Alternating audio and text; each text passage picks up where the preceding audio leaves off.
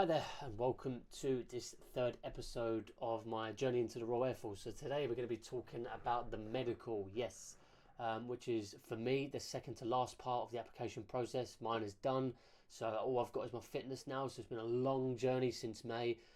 It's almost been however many months, 4 or 5 months. So it's been quite a journey. A lot of months stressing and things like that, and getting annoyed, but we're getting to the end, so it's been worth it. So the way I'm going to structure this video is not necessarily going to be a tip per se. I might say I would recommend this, and you can take it as a tip or whatever the case may be, like previous videos. And like previous videos as well, I'm going to talk about on the day, and then I'll talk about the results and other things towards the end. So on the day, my medical examinations was 9 in the morning. It was at Central London. Okay, which was a flipping nightmare. I left at 7 o'clock in the morning. Actually, probably even a little bit less than that, I think. I think it was about 7 o'clock. Let's just say, argument's sake, it was 7 o'clock. 2 hours, and it took me 2 hours and 15 minutes to get there. So I was 15 minutes late, which the receptionist made it aware, as well as my medical examiner made it aware that I was 15 minutes late, which I was like, I know. So I got there, and she said, the receptionist said, I don't know if you can take it because you are late. I said, I really do apologise. I sent an email in. She goes, it doesn't really matter if you're 15 minutes late. I said, I get it. I said, if I need to come back, I'm fine. I do apologise for wasting your time. And I think because I sort of diffused the situation, she was annoyed and he was annoyed, and I was just acting quite like I understand, I really apologise. I think that just sort of calmed them down a bit, and then they took me in. So if I acted a different way, which I know some people would have, they would just let their the stress of all the traffic and everything you've sat in just get to them. It's pointless. I've come there to do the medical. I want to do it. I spent 2 hours driving there. So anyway, she said, I'm not too sure if you can take it, but if you go and pee in this cup anyway. So I went and done my business. Fortunately, it was quite funny actually, because when I came out of the toilet, and I drink a lot of water. I drink probably about 3 to 4 to 5 litres a day. Sometimes I'll just drink all just purified water, sometimes spring water if I don't have it. Just very, very natural water as much as possible. I don't trust a lot of the stuff that comes out of the tap, hence why I purify it. And it was, it was crystal clear. Usually, pee is like yellow or whatever case, but mine was crystal clear. And she was looking at it. She just, because I obviously went to the receptionist because I didn't know where to go. And she was just like, looking at it, probably thinking, did he just get that out of a tap? So it was a bit awkward, but she was like, oh, it's over there, we'll see you. And I walked into the room, and the guy was a little bit rude, I have to be honest, but I was 15 minutes late. I understand it, but he was, I think, there's a certain level that I would say, okay, fair enough, but it was just a bit of a old git, so to speak, for quite. It might have just been grumpy. It's just the way it is. But I let it just go over my head, and I didn't really pay attention to it because I'm here to pass the medical. That's all I cared about. So words, saying things, and just that, it didn't really matter. But I'm not going to go into what exactly was said or done. I'll just leave it at that. Okay, so the first thing he did was run through a fudge load of questions. Okay, loads and loads of questions. Okay, I think I spent about 10-15 minutes literally on different questions. So he spoke about, I don't even know. He spoke about, has any of your relatives died under the age of 30? I had a granddad that died at 48, so obviously I said no. He didn't ask anything else from that point. My granddad died of testicular cancer at 48, very young, unfortunately, before I was born. And he just asked a bunch of other questions. He did ask about depression, self-harming, and things like that, which I said, well, I was on antidepressant tablets in 21 from about April or May, sort of. I think I said May. Can't remember. It's such a long time ago. And he really dived into that. He was like, why was you on antidepressants? What were you down for? Blah, blah, blah. So I said, I was going for a breakup. I didn't have a job at that time. I was just going for a very, very rough period. And he did actually say, was you suicidal? And this is obviously a very personal question, but to be transparent with you, I was quite, I wouldn't say severely, but I don't think I was at that level where I would have done something, if that makes sense. So I was sort of, it was more just because of how bad it was. I spent about a month where it was really bad, and after that it just started to go uphill a little bit from that point on, until I got over everything. So yeah, I said I was. He said, did you make any plans? And I said no. And he goes, okay, how long did it take you to get over the depression in your eyes? I said, well, I mean, to be honest, I would say I got over it in October. I got over it, but I still feel like there was aftermath. So I wasn't necessarily depressed. It just, the shit feeling was still there. So I don't know if I was depressed. And that sort of disappeared in December. So I said October because it was October. I was over it, and I just sort of to get back to feeling good again, it was talk about December sort of time to just sort of get back from the aftermath of all that. So I said October, and he was fine with it. And then he asked about any injuries, any cancer in your family. So I said my nan died of lung cancer. She was 84 or 5 during the pandemic, but during the lockdown. And I said my granddad died at 48, and he died of testicular cancer, and it was fine. And that was basically it. And then he asked about any injuries to my body, so any broken bones. I said I've never had a broken bone, but I did.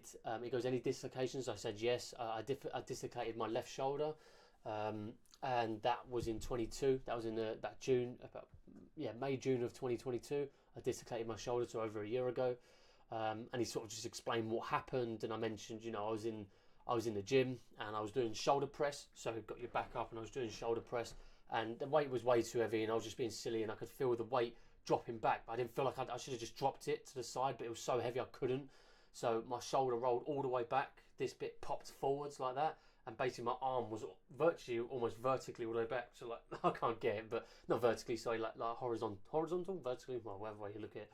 And I felt it pop forward, so in a shock I sort of like jumped, I threw my arm forwards, and again that wasn't like a choice, it's just the natural reaction, and I felt the ball sort of like pull and roll back into it, and it slotted back in, and I sat there and I was frozen. I was like, oh, I said that was not good, and it was so painful. Fortunately there was no permanent damage, and it's okay now. Sometimes I do get little bits of I don't know if I think it's more psychological than the physical pain. I think it's just remembering it, and it was and for about 3-4 weeks I was in agony pain. I could barely shift the gear in a car. It was like moving that much. Bearing in mind I was doing construction at this point. So yeah, not the greatest idea. So, and he asked how long did it take to recover from that. I said probably about 4 to 5 weeks from completely gone, and it was about 4 to 5 weeks. I think fortunately because my shoulder rolled back in, that solved a lot of hassle. And I did mention I went to A&E just in case there was any potential problems, but I knew there weren't. I could move my fingers. I didn't feel like there was any nerve damage. It was extremely painful though, so I'm pretty sure there was no nerve damage. And that was basically it.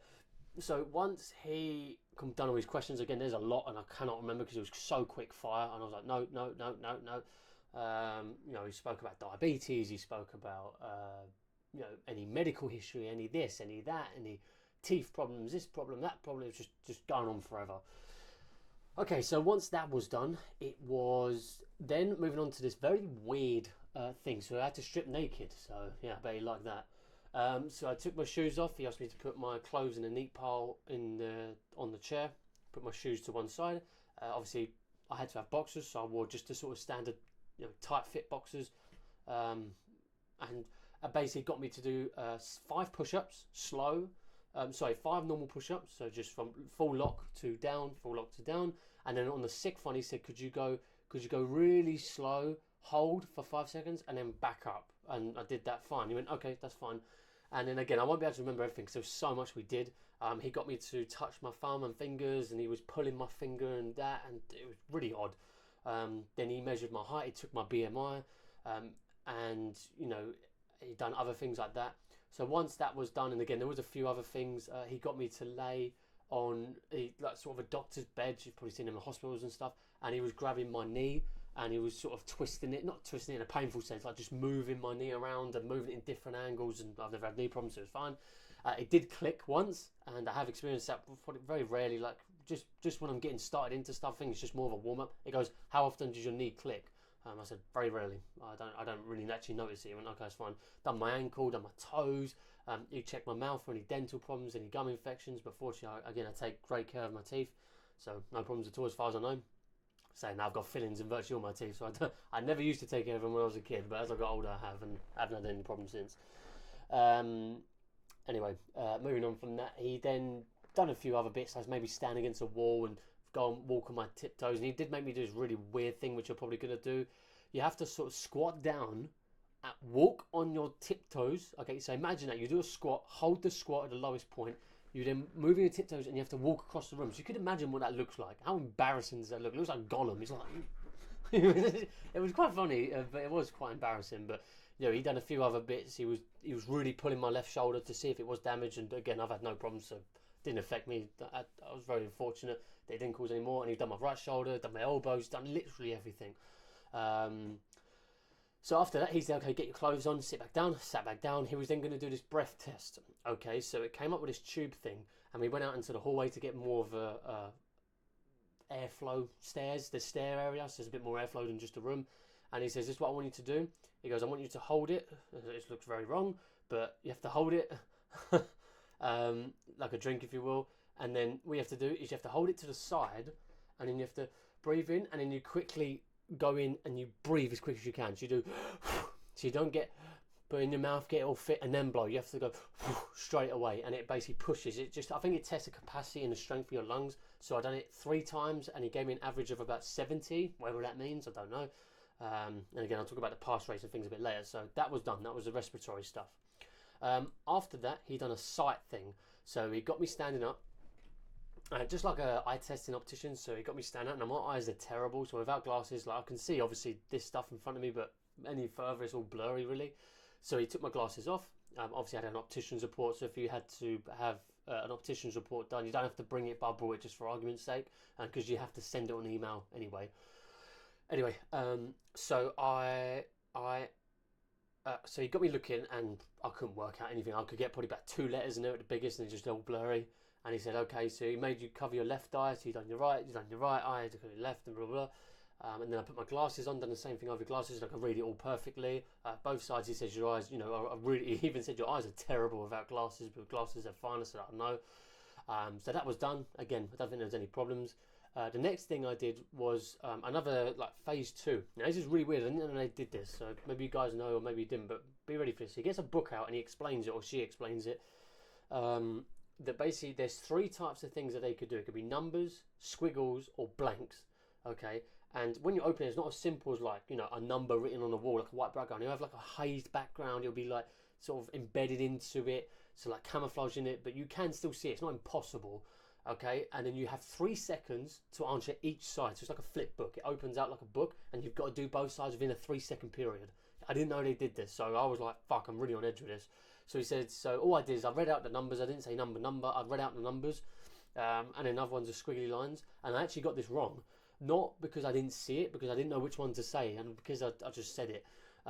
So I thought, I didn't know he said blank. I thought he said black. Okay, so I was waiting for saying black, and there was no black, so I said squiggly lines. Don't know. And then once he got through near to the end, it was squiggly lines, so I said squiggly lines. He went, yep.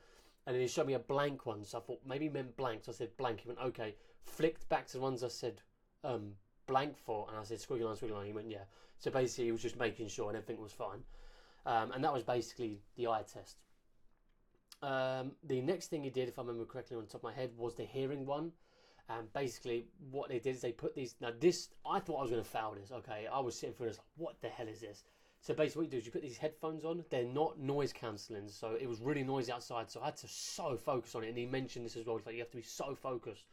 So, and then he done a test on, so what it does is it beeps, and you have to click this little like thumb thing. You just click it, that's it. So I'm going to give a tip on this. I passed, so again, it was all fine. But one thing I did, because he said you got focused, I really just stared at one section. So I was actually staring at a button on his shirt. So I think he might be looking at other areas, but I wasn't. I was just looking at a button in this sort of area, and I was so focused. And there was points where I couldn't hear anything, and I was like, fuck, do I push, do I not? And he did say, don't randomly push because he will know. So, you know, I'd done it when I thought there was a sound. So whether it was outside or actually in, I don't know. So I clicked it. Some of the sounds are quite high. Most of them are extremely quiet. So you've got to be very, very focused to get it right. Okay, so you push it. And he took about 3 minutes to give me an answer afterwards. I was sitting there going, fuck, I failed it. Like, it was just so bad. I don't think I pushed it enough, this, that, and the other. And then he basically was writing it all down. And I thought, flipping out, what does this stuff mean?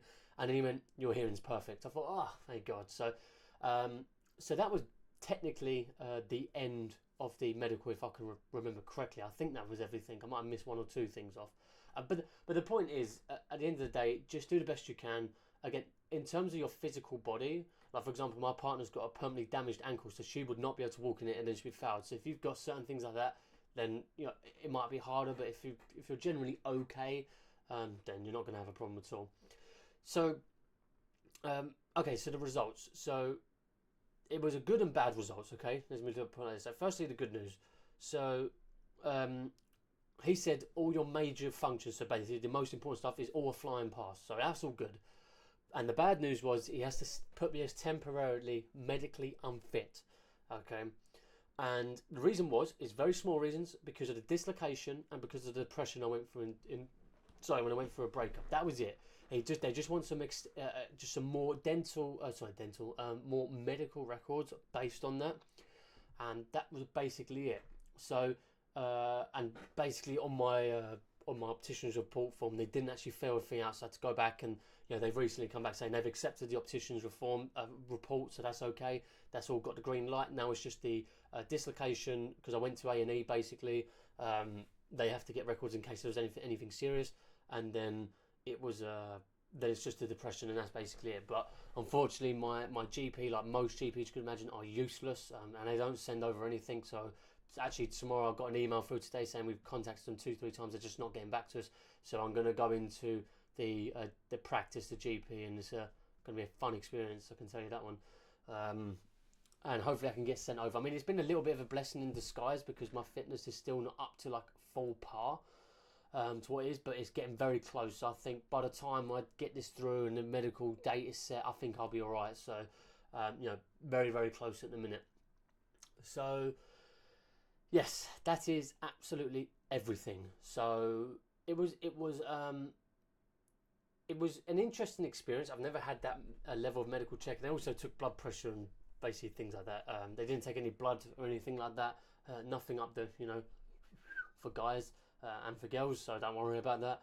That was basically it. So there's not much tips. I mean, in regards to what I would have done differently is firstly shown up with time. Not necessarily for the medical, but I think overall I would probably prefer to change my diet. I'll probably talk about diet more in the fitness one. Even if I failed at fitness, I'm still going to make a video for you guys to help you out, because I find there's no fitness guides on the on YouTube at all. And fitness is probably the hardest one for a lot of people due to the way we live our lives nowadays. So I might do like a sort of pre-fitness, what I'm doing, and obviously I haven't passed or failed yet, so I'll just do like a pre-fitness plan of what I'm doing, how it's helping me. Hopefully you guys can use that before I actually go and do a fitness test, and also do a video basing it on it's like a two-part of fitness, if you will. But again, that's another video. But diet is quite important. I would definitely recommend drinking water. That's a big one. Okay, because if you drink a lot of water, especially pure water, I would not drink the shit out of the tap. Okay, it is, people don't think, like, especially my parents' generation, they think, oh, water's water, and it's like, well, yeah, it's not as simple as that. If I put some poison that's clear and tasteless and odourless in water, is it still the same as a warm water? Not really. So, you've got microplastics, you've got germs, you've got metal, you've got all this other stuff that comes through the tap. So I definitely recommend either buying spring water or purified water, which I've actually got right here. So I have mine purified at home. It saves a lot of money on obviously bottled water. But if you can't, get some Highland spring water or something like that, just some spring natural water, and eat as natural as possible. Okay, it's not going to affect your results in your medical. Okay, I'm going to be honest. A lot of people think, oh, what can I do? If you're a smoker, if you've self-harmed in the past, they're going to bring it up and they will gruel you into it. Okay, not in a. I want to say, it's a bit more grueling than the interview, I have to be honest.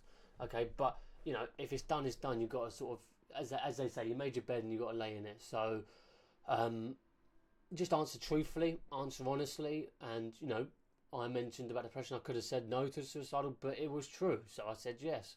And I explained, I hope that they will look at it as, because my life is totally changed around. So who knows? I don't know if they'll take that, that'll be okay. That will classify him for the rest of his life, which it shouldn't do, because it doesn't.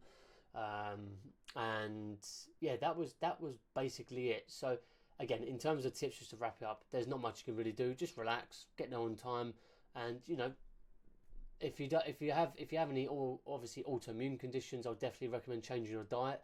Okay, because diet usually solves autoimmune conditions. So people don't think it does. People think it's incurable. It's not.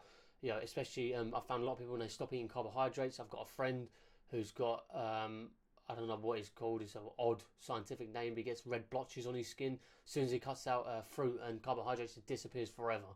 So, or maybe becomes more dormant. But again, that'll be for another video. It's a different, entirely different topic. But hopefully this video has helped you guys. I know it's a bit of a long one. Let me know how your medical goes. If you have any questions about the medical, please let me know. I'll be more than happy to answer them. But until that point, good luck, and I'll see you in the next video, which is going to be the fitness one. Take care.